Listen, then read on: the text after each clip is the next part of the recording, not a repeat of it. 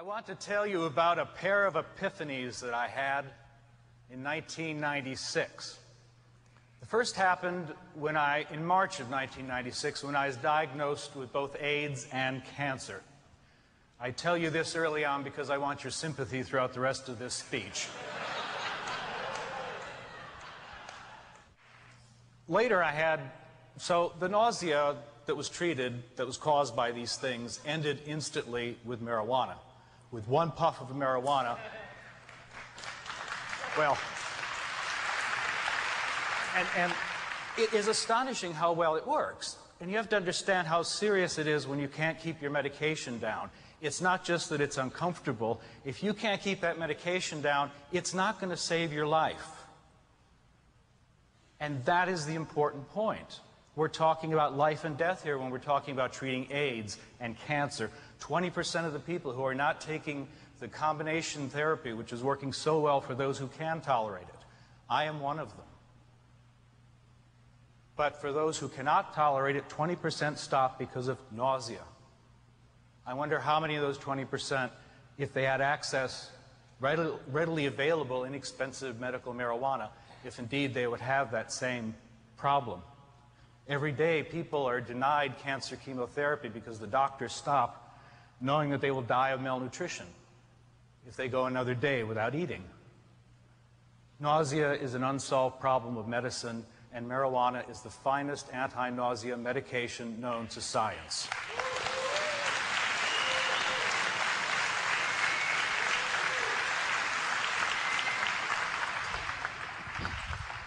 At the same time, our leaders have lied about this consistently. Our leaders whom we trust, whom we look up to, from the Democratic president to the who knows what he is, drug czar, to the Republican leaders in Congress in both the House and the Senate. They have lied to us about medical marijuana. They have lied to us about the harm of marijuana. There is no more benign medicinal substance known to human beings. And we have been lied about this. And so this was my first epiphany, was over here, watching my normal run to the bathroom with one puff of marijuana turn into a meandering raid on the kitchen.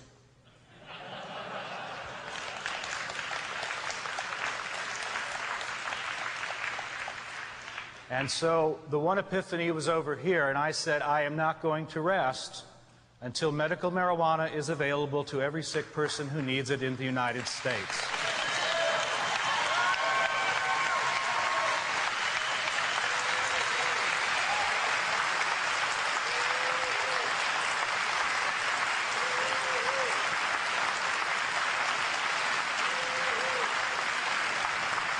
I would like to suggest to you that you, not necessarily as a party, but you individually, maybe not as a party plank, but more as a pet project, kind of a little chia pet project, to actively work for medical marijuana in this country. I believe medical marijuana currently stands for the most hideous ongoing example of government interference in the private lives of individuals.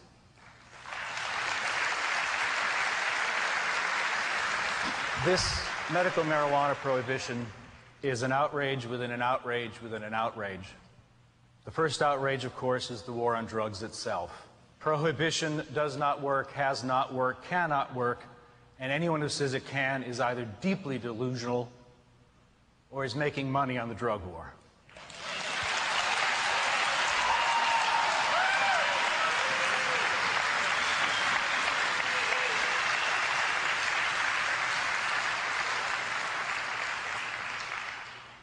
The next layer down is, of course, marijuana prohibition. This is a plant that has never hurt anyone in 5,000 years. And in a country where 400,000 people die prematurely of cigarettes, and 100,000 people die prematurely from alcohol, that this herb, this plant, this weed, should be so illegal in this country that since the 1995 Omnibus Crime Bill, if you possess enough of it, our government will put you to death. If you don't think marijuana is still prohibited, keep in mind that 640,000 people were arrested in 1996 alone, the most ever, while we have a Speaker of the House and a President and a Vice President who have all admitted to smoking marijuana. That's one arrest every 48 seconds. These are pothead baby boomers, and it's an outrage that they should put their fellows in prison.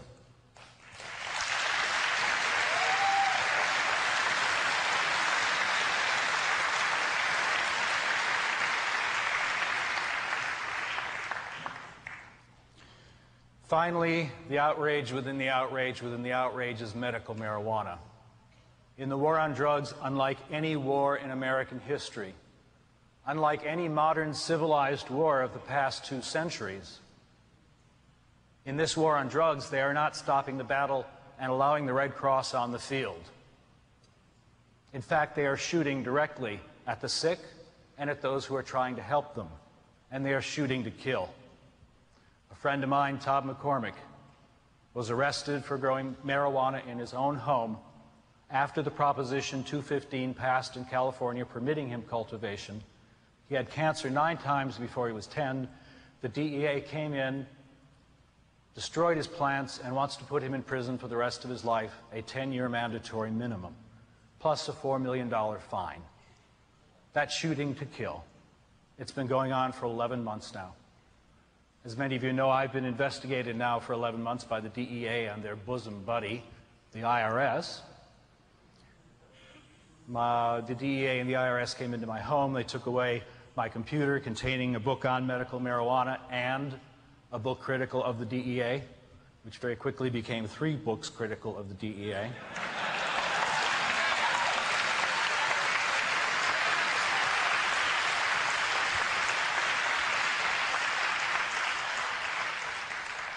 Don't tread on this faggot.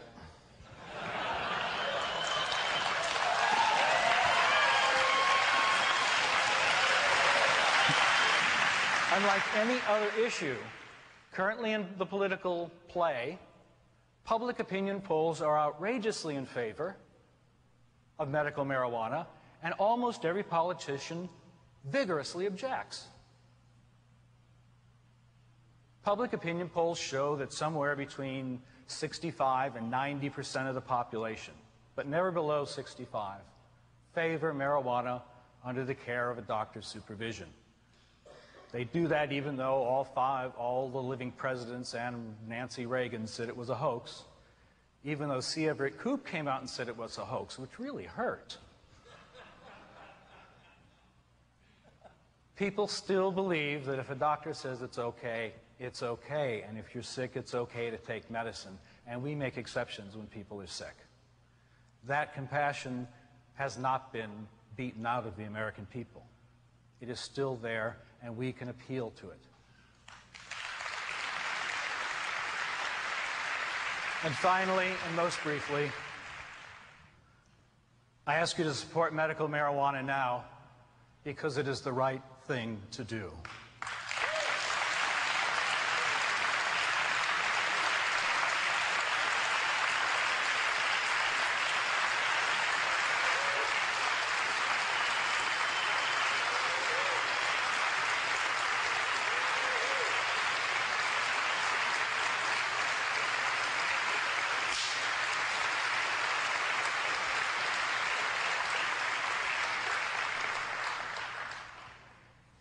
I'm tired of people thinking that libertarians don't have morality, that they don't have values. It's a lot of hogwash. Libertarians are the only politicians with values.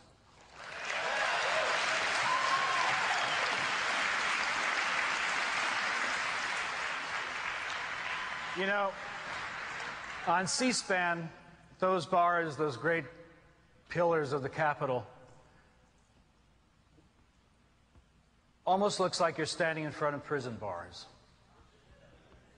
And I look there and I think, that's where the federal government wants me for the rest of my life for taking my medicine. And so I ask you, who are the beacons of liberty in this country, and I ask you in the name of her, that Lady Liberty there, You know, I'm gay, but that woman turns me on.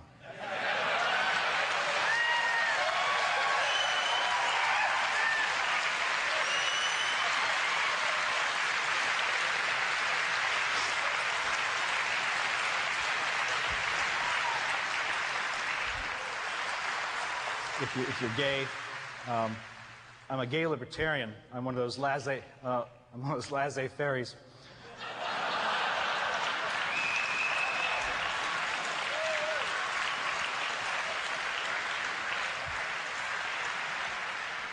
I asked the Libertarian Party to take this healing herb and use it to heal. Yes, you too.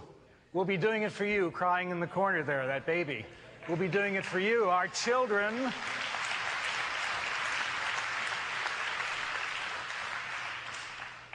And I ask you to take that herb, that healing herb, and I ask you to heal the body politic with it.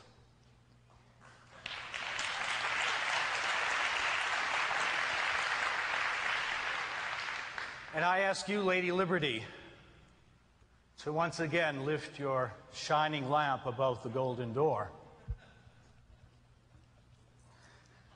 Hey, lady, got a light?